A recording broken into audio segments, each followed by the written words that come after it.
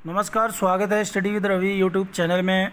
आज देखते हैं भाग 2 भक्ति काल, जिसमें महत्वपूर्ण प्रश्न है। ये प्रश्न TGT, PGT, LT grade, DSSB सभी परीक्षाओं के लिए महत्वपूर्ण होंगे, तो प्लीज़ वीडियो को लाइक, शेयर, चैनल को सब्सक्राइब ज़रूर करें। तो शुरू करते हैं। आज का पहला प्रश्न है प्रश्न नंबर 31। कवित कहो दोहा कहो तुलो न छप्पे छंद, और वृच्यो यही विचार के यह बखे रसकंद। यह काव्य पंक्तियाँ किसकी हैं? तो ये काव्य पंक्तियाँ हैं ऑप्शन नंबर बी, रहीम की। अगला प्रश्न है भक्ति काल के किस कवि ने संस्कृत को छोड़कर भी संस्कृत की शास्त्रीय परंपरा का निर्वहन किया है? तो इसका सही उत्तर है तुलसीदास। भक्ति काल के राम काव्य धारा के अग्रणी कवि हैं तुलसीदास, और इनकी रचनाओं में संस्कृत कवि न होते हुए भी संस्कृत काव्य की शास्त्रीय परंपरा का निर्वाह किया है। रामचरितमानस, कवितावली, दोहावली, विनय पत्रिका, गीतावली, वरवे रामायण आदि तुलसीदास की कृतियां हैं। और सूरदास की कृतियां हैं साहित्य लहरी और सूर सारावली। पद्मावती जायसी की रचना है, और रस मंजरी, अनेकार्थ मंजरी, रास पंचाध्यायी ये नंददास की रचनाएं हैं। अगला प्रश्न है रहीमकृत मदनाष्टक की भाषा क्या है? तो रहीमकृत मदनाष्टक ये रहीम की रचनाएं हैं, उनकी भाषा है खड़ी बोली।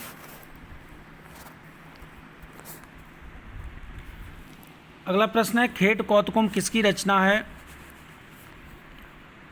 तो इसका सही उत्तर है ऑप्शन नंबर ए, ये रहीम की रचना है। इनकी अन्य रचनाएं हैं नगर शोभा, वरवे नायिका भेद, रहीम दोहावली या सतसई, श्रृंगार सोरठा, मदनाष्टक, रास पंचाध्यायी आदि इनकी महत्वपूर्ण रचनाएं हैं।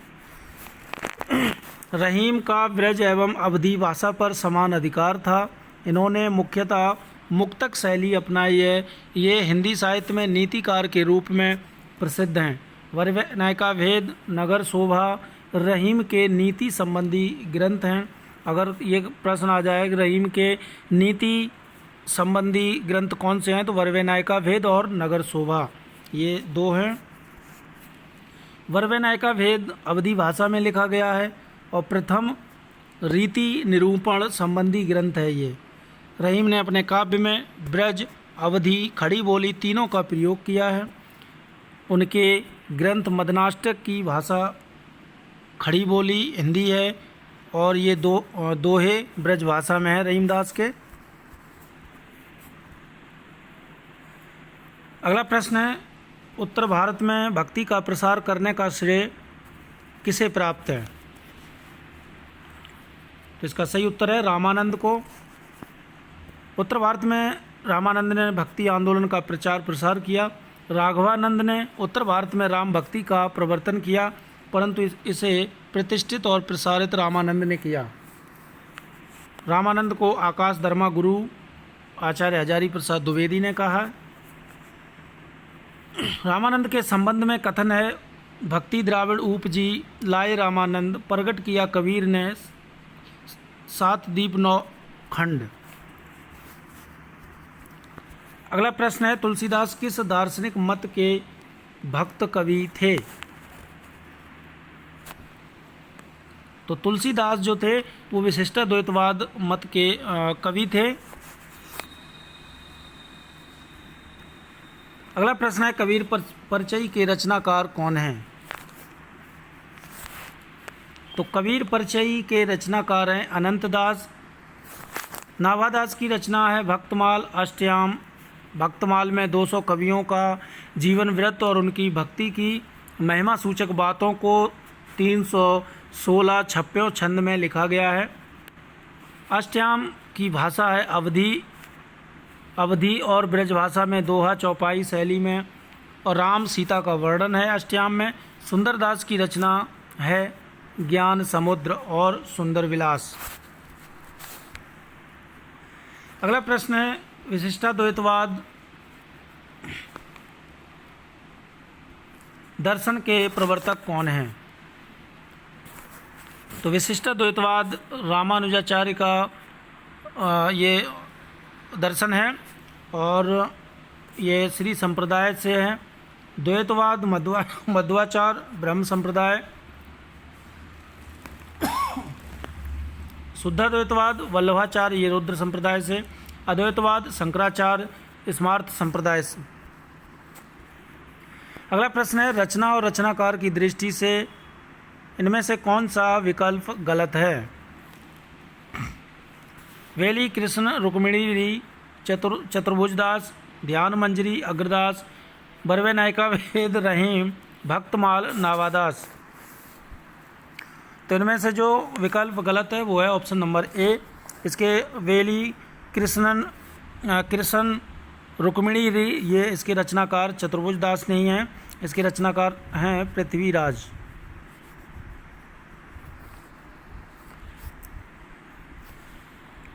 अगला प्रश्न है, भक्ति आंदोलन को ईसाईयत की देन कहने वाले इतिहासकार हैं? तो भक्ति काल को ईसाईयत की देन कहने वाले हैं George Grierson. Option number A is right answer. George Grierson भक्ति आंदोलन को ईसाई की देन मानते हैं। ग्रियर्सन ने लिखा है, ईसा की दूसरी तीसरी शताब्दी में कुछ ईसाई मद्रास में आकर बस गए थे, जिसके प्रभाव से भक्ति का विकास हुआ। ग्रियर्सन ने भक्ति काल को स्वर्ण युग कहा है। अगला प्रश्न है, हिंदी साहित्य के किस युग को स्वर्ण युग कहा जाता है? तो भक्ति काल को कहा जाता है। अगला प्रश्न है, 16वीं 17वीं सदी के युग को भक्ति काल को हिंदी काव्य का स्वर्ण युग मानने वाले प्रथम विद्वान कौन हैं? तो इसका सही उत्तर है जॉर्ज ग्रियर्सन।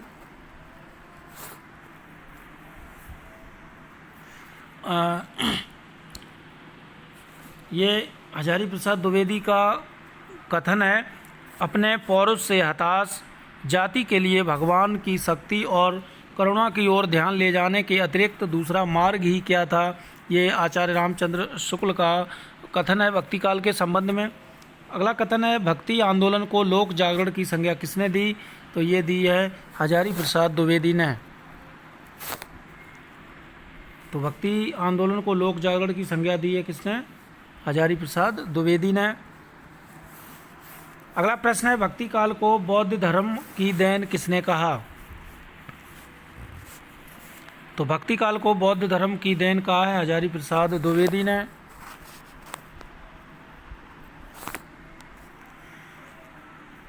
अगला प्रश्न है, अपने पौरुष से हताश जाति के लिए भगवान की शक्ति और करुणा की ओर ध्यान ले जाने के अतिरिक्त दूसरा मार्ग ही क्या था? ये आचार्य रामचंद्र शुक्ल का कथन है। अगला प्रश्न है, हिंदी साहित्य का स्वर्ण युग किसे कहा जाता है? तो भक्ति काल को कहा जाता है।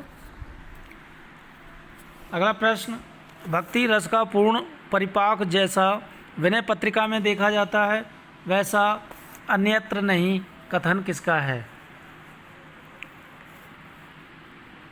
तो ये कथन है आचार्य रामचंद्र शुक्ल का। महत्वपूर्ण कथन है ये। अगला प्रश्न है, निम्नलिखित में से कौन सा काव्य भक्ति काल का नहीं है?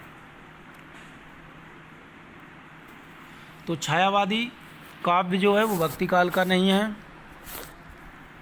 भक्ति काल को आचार्य रामचंद्र शुक्ल ने इस प्रकार विभाजित किया है।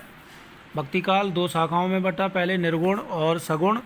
और निर्गुण जो है वो दो शाखाओं में बटा, प्रेमा ज्ञानाश्री शाखा और प्रेमाश्री शाखा। और सगुण भक्ति काव्य को स्वर्ण भक्ति को दो भागों में बांटा, राम भक्ति शाखा और कृष्ण भक्ति शाखा। कृष्ण भक्त के सूरदास थे, राम भक्ति के तुलसीदास। प्रेमाश्री सूफी शाखा के मलिक मोहम्मद जायसी थे और ज्ञानश्री शाखा के कबीरदास। अगला प्रश्न है, भक्ति का प्रारंभ कहाँ से हुआ? तो भक्ति का प्रारंभ हुआ है दक्षिण भारत से। आलवार वैष्णवों की संख्या कितनी थी? तो 12 थी। आलवार तमिल कवि एवं संत थे। इनका जो काल था वो 6ठी 6वीं से 9वीं शताब्दी के बीच रहा। उनके पदों का संग्रह दिव्य प्रबंधम कहलाता है, जो वेदों के तुल्य माना जाता है। अलवार संत भक्ति आंदोलन के जन्मदाता माने जाते हैं। अगला प्रश्न है, भक्ति काल को सबसे पहले किसने हिंदी साहित्य का स्वर्ण युग कहा है? तो ग्रियर्सन ने कहा है। अगला प्रश्न है, समग्र भक्ति काव्य पर कौन सी विशेषता लागू होती है? तो समग्र भक्ति का काव्य पर विशेषता लागू होती है अहंकार का त्याग। Option number C is right answer. अगला प्रश्न है, रामानंद की शिष्य परंपरा में आते हैं? तो रामानुजाचार्य आते हैं।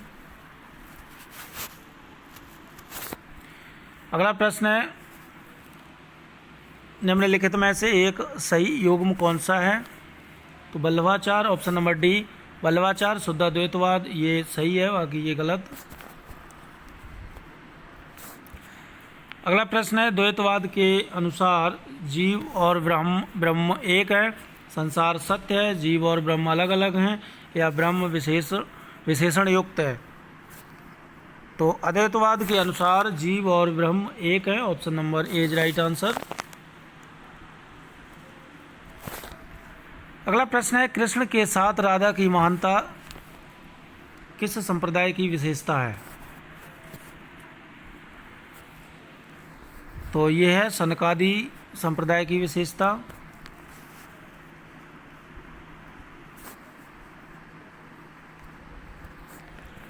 अगला प्रश्न है, कमल दल नैनन की उन्मानी विसरत नाही सकी मोह मन ते मंद मंद मुस्कानी, यह पदचरण किसकी रचना है? तो ये जो है रहीमदास की।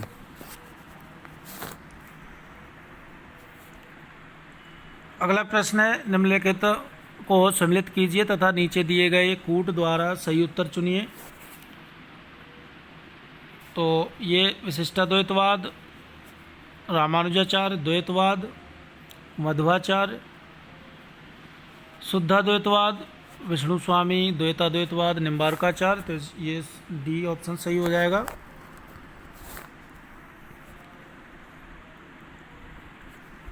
अगला प्रश्न है, संवत 1375 से 1700 तक के साहित्य में कौन सी भावधारा परिलक्षित होती है? तो ये होती है भक्ति।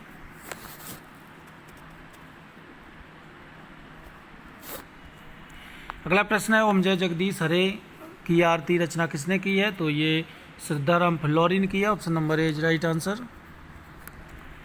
अगला प्रश्न है, द्वैतवाद के प्रणेता हैं? तो ये मध्वाचार्य हैं।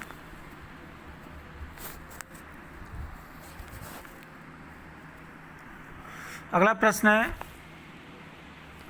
शुद्धाद्वैतवाद दर्शन के प्रवर्तक कौन हैं? तो शुद्धाद्वैतवाद के प्रवर्तक हैं वल्लभाचार्य। अगला प्रश्न है, हिंदी का भक्ति काल बाहरी आक्रमण की प्रतिक्रिया है, यह कथन निम्नलिखित में से किस विद्वान का है? तो ये है रामचंद्र शुक्ल का। अगला प्रश्न है, रामानुज के श्री संप्रदाय में किसकी उपासना होती थी? तो श्री संप्रदाय में विष्णु की उपासना होती थी। Option number C is right answer. अगला प्रश्न है, इनमें से कौन आलवार महिला संत थी? तो आंडाल थी। Option number A is right answer.